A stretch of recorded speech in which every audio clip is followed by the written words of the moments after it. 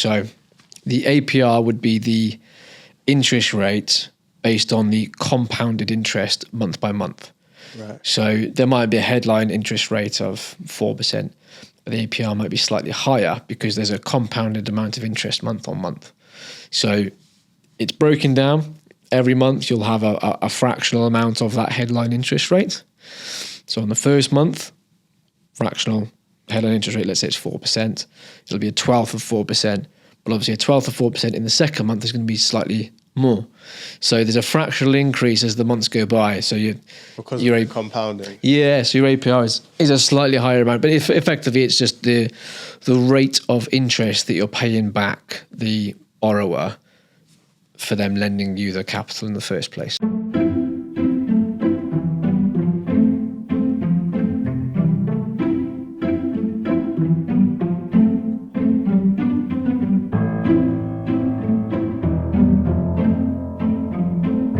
So say APR is 30%.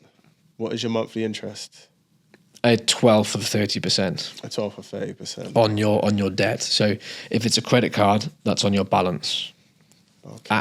At the monthly due date. So that will be something like 2.5% or something like that. Yeah, 2.5%. So 2.5% will be your monthly interest if the APR is 30%. Yeah. So say I owe £1,000 this month with 2.5%, then I owe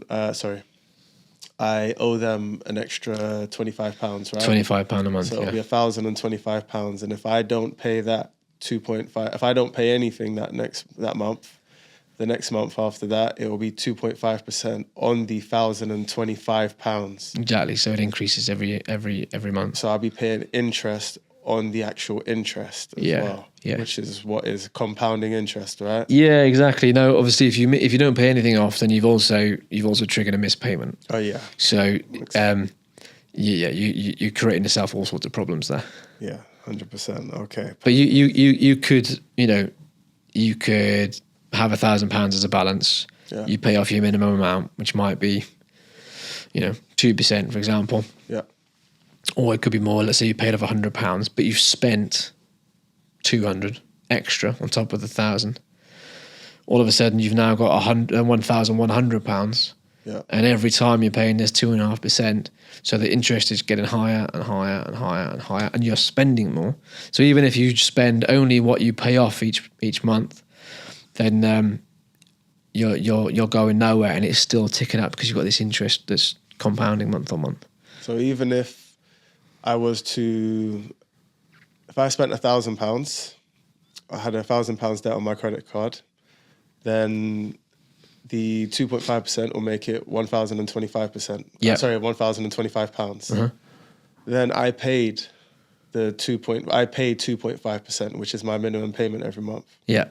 So then 2.5% of the £1,025 wouldn't equate to the £25 of interest they put on. It will. Wait, it'll pay a little bit more, wouldn't it? It'll pay a little bit more, yeah. But it depends on which order that happens. So if you make the payment first and then the interest is added on, then it could work out the other way around. And sometimes with the compounding interest as well, it could be done by days of the month as well, like every single day, because obviously you spend money on your credit card every day. So I could have a clean slate at the start of the month.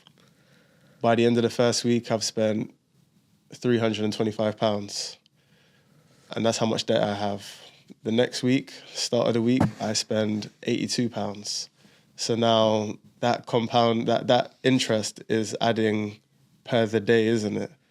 Yes. Because they're not exactly just going to charge 2.5% at the end of the month with everything I've spent that month.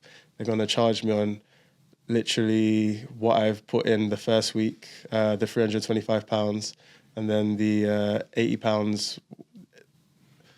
I'm finding it hard to explain. Do you get? Yeah, I know what you're trying to say. Yeah. They also do that for late payments as well. They'll add on a daily interest rate on every day that you've not paid your late payment.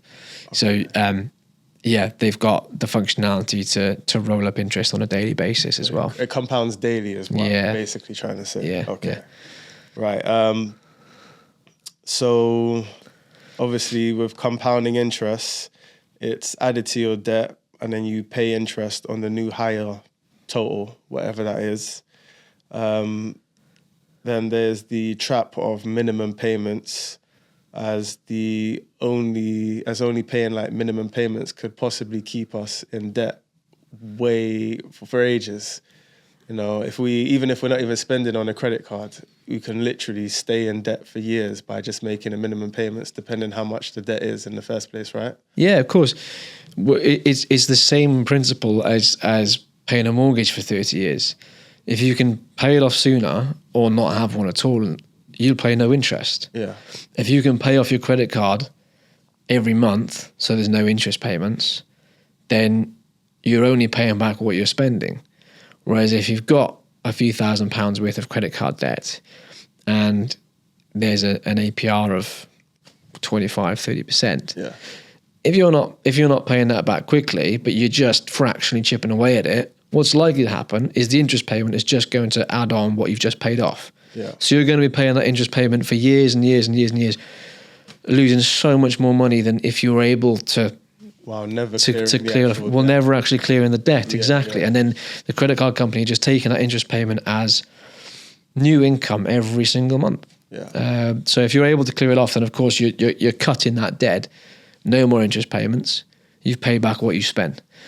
Similar to paying like an interest-only mortgage. Yes. Where you're just paying the interest monthly, and then at the end of it, you either pay that lump sum or lose what you have. Yeah, it's like you're just paying a fee to have borrowed that money. Yeah. But it's an indefinite period of time that you're paying that fee for. Yeah. So pay off as soon as possible. Yeah, absolutely. Only spend on a credit card what you can afford. Exactly. Yeah. Spend what you can afford. Spend what you know you can pay back, and then they can be really, really beneficial tools. Cool. And with so many credit cards out there, how does a young person choose the right one for their specific situation? Like, what should they look for based on their lifestyle in regards to benefits and rewards? So, like, for example, things like a low APR for a young person looking for their first credit card. Yeah. Is something... That's the first one. Yeah. I would say the first thing to look for is a low APR. Benefits and rewards are kind of the nice to haves. Yeah. Don't worry about that. Think about the basics. Low APR, reputable credit company to start with, because there's lots of companies offering credit cards that I wouldn't go near.